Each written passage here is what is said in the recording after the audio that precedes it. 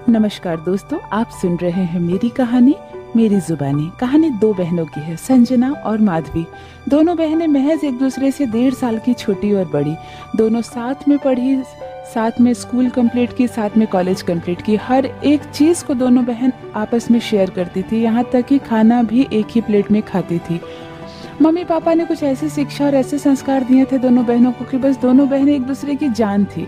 संजना बड़ी थी कि माधवी बड़ी थी पता ही नहीं चलता था, क्योंकि माधवी छोटी थी 1.5 साल, लेकिन माधवी ही ज़्यादा लंबी थी और संजना कभी कभी छोटी लगती। कभी कोई घर में आता तो पूछना पड़ता कि तुम दोनों में बड़ी कौन है और छोटी कौन है।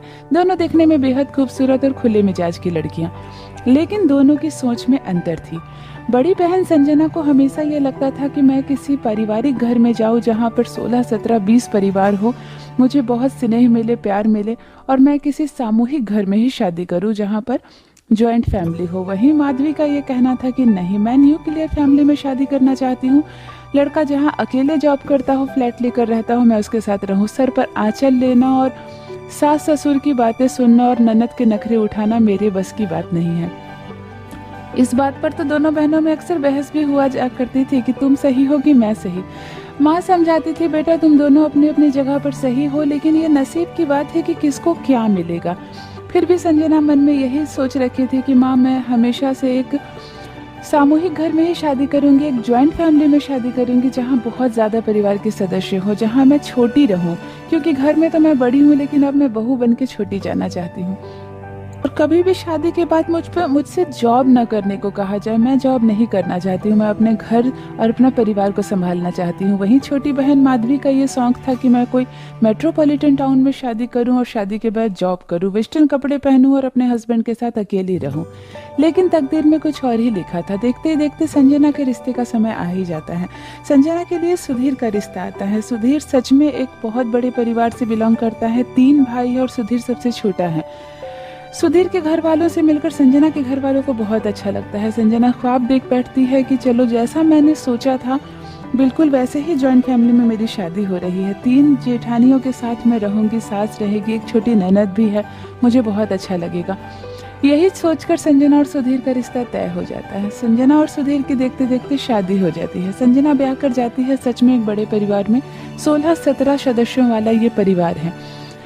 लेकिन संजना के नसीब में कुछ और लिखा था। संजना की शादी को सिर्फ 3 महीने ही होते हैं कि सुधीर का तबादला हो जाता है बेंगलोर। दिल्ली में जहां पूरा परिवार रहता है, अब सुधीर बेंगलोर चला गया है। और सुधीर बेंगलोर जाते वक्त संजना से कहता है कि तुम भी मेरे साथ चलो, क्योंकि मेरे अकेले की बस की बात नहीं है, और फिर तुम यहाँ अकेले रहकर क्या करोगी। संजना ना चाहते हुए पूरे परिवार को छोड़कर बेंगलोर चली जाती है सुधीर के साथ। सुधीर और संजना बेंगलोर में अपनी ज़िंदगी शुरुआत करते हैं। संजना को अच्छा नहीं लगता है। उसको बस हमेशा ये लगता है कि काश मैं अपनी दोनों जेठानियों के साथ, अपनी सास के साथ रहती, लेकिन सुधीर ऐसा नहीं चाहता है। पति जैसा चाहता है वैसा ही रहना पड़ेगा। कुछ दिनों के बाद ही, शादी के 6 महीने 7 महीने के बाद ही संजना सुधीर से कहती है कि क्यों ना हम एक बच्चा प्लान कर ले, मेरा मन नहीं लगता है अकेले, एक बच्चा आ जाएगा तो फिर मैं उसमें उलझी रहूँगी। सुधीर कहता है बिल्कुल नहीं संजना, तुम लाइफ में गलत डिसीजन मत लो।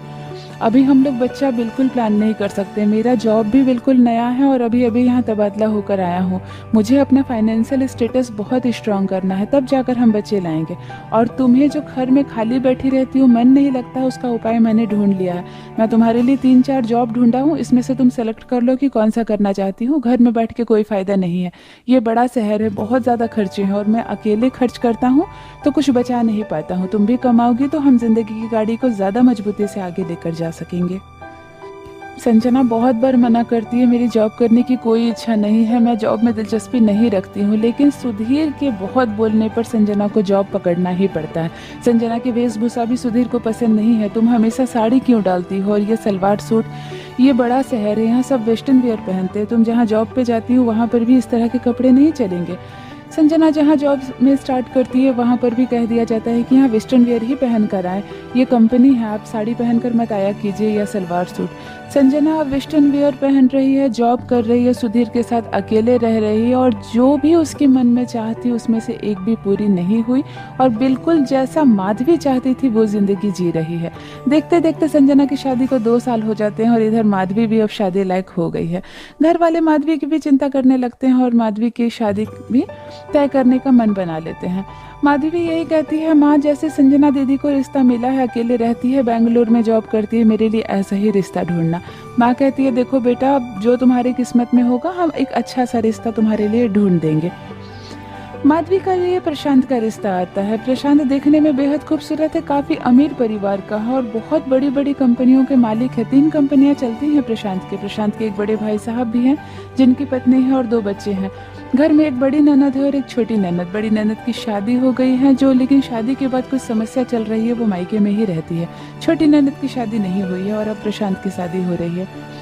माधवी शुरू में तो बहुत डाउट करती है कि इस परिवार में मेरा जाना ठीक होगा या नहीं, फिर भी वो सोचती है चलो इतना रईस परिवार है, मुझे हाथ पैर हिलाना नहीं पड़ेगा, नौकर नौकरानी रहेंगे, प्लस मैं जॉब भी करूंगी और अपनी मर्जी के कपड़े भी पहनूंगी, क्योंकि अमीर परिवार में तो कुछ भी पहनती है लड़कियां। ऐसा सोच रखती है माधवी और शादी के लिए हाँ कर देती है।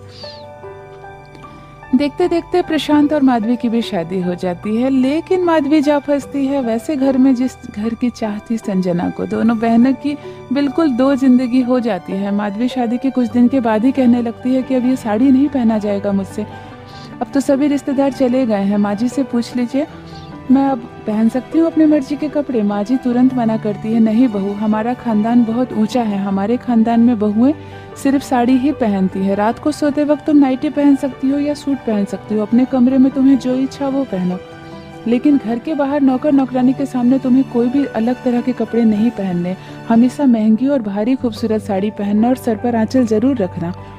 माधवी को लगता मैं कहाँ फंस गई। प्रशांत एक बहुत बड़ी कंपनी का मालिक है, अपना कंपनी खुद चलाता है। माधवी जब जॉब करने के बाद प्रशांत से कहती है तो प्रशांत हंसने लगता है, कहता है तुम्हें पता है कि हमारी कंपनी में टोटल 3 कंपनियां मिलाकर 600 एम्प्लॉय काम करते हैं। 600 एम्प्लॉय हमारे यहाँ काम करते हैं और तुम हमारी पत्नी होकर, हमारे घर की बहू होकर कहीं बाहर काम करने जाओगी, इसकी कोई ज़रूरत नहीं है। तुम्हें सोने चांदी, महंगे कपड़े और भरपेट खाना, जो चाहती हो सब कुछ मिलेगा, तुम्हें काम करने की ज़रूरत नहीं है। और कोशिश करो घर में वक्त बिताओ, किचन में माँ के साथ रहो और बड़ी भाभी का भी हाथ बढ़ाओ, उन्हें अच्छा लगेगा। माधवी सोचने लगती है कि मैं कहाँ फंस गई, ये तो संजना दीदी का पसंद का घर है, लेकिन माधवी को ना ही जॉब करने की इजाज़त मिलती है, ना ही उसकी मर्जी के कपड़े पहनने की, और ना ही वो प्रशांत के साथ अलग किसी घर में रह सकती है। उसे 9-10 परिवार वाले इस घर में ही रहना पड़ता है। दोनों बहनों की जिंदगी बिल्कुल ही बदल गई है। मायके में दोनों जो भी सोच रखती थी उससे ऑपोजिट दोनों को घर मिला है। दोनों कभी कभी मोबाइल पर बातें करती हैं तो दोनों का दुख एक ही है। जो संजना जिस बात की शिकायत करती है माधवी को, वही चाह थी, और आज माधवी जिस बात की शिकायत कर रही है संजना की, वही चाह थी। तकदीर में जो लिखा होता है वही होता है। आज 2 राहें पर खड़ी हैं दोनों बहनों की जिंदगी। लेकिन माँ की सीख इतनी अच्छी है कि दोनों बहनें मजबूती से अपने गृहस्थ जीवन को पकड़ी हुई है और अपनी समझदारी से अपनी गृहस्थी चला रही है। तो ये थी दोस्तों 2 बहनों की एक अनदेखी कहानी। आशा करती हूँ कहानी आपको अच्छी लगी होगी। मेरी कहानियाँ पसंद आए तो चैनल को सब्सक्राइब जरूर कीजिए। बने रहिए मेरे साथ। आप सुन रहे हैं मेरी कहानी, मेरी जुबानी। धन्यवाद।